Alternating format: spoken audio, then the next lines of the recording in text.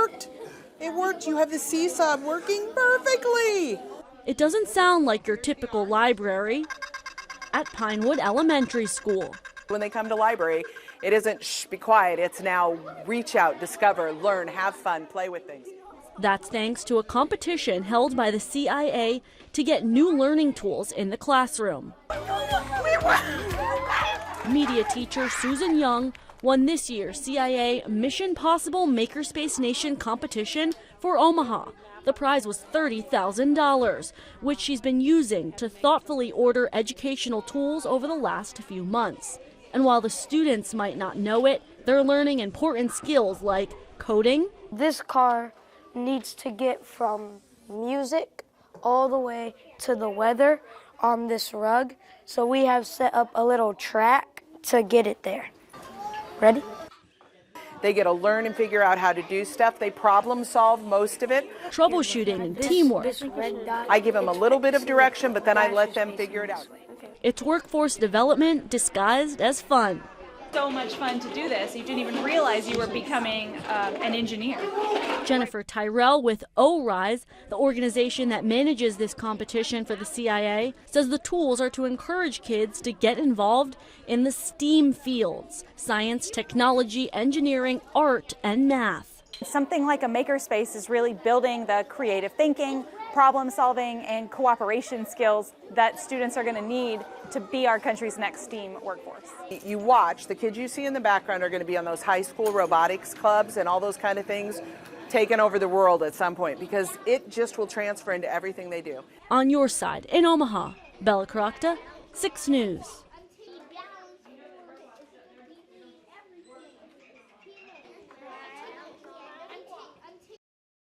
When River City Star Captain James Kopetka found out the riverboat was being sold, Tears.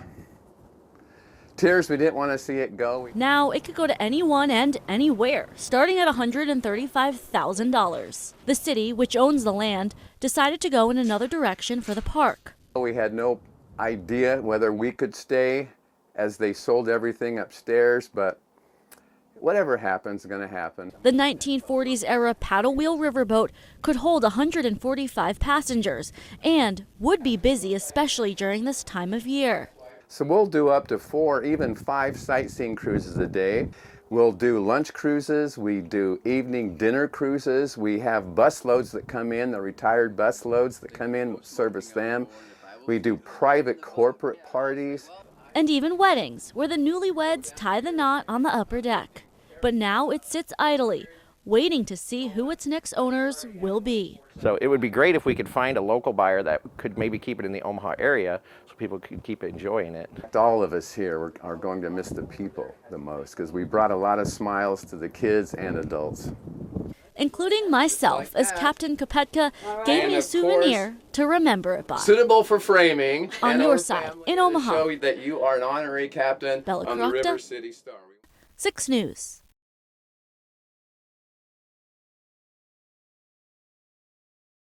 The name Alexander comes from the Greek name Alexandros, meaning defender or warrior, a name befitting of Corporal Matthew Alexander, who died in Iraq with 5 other soldiers while defending the country.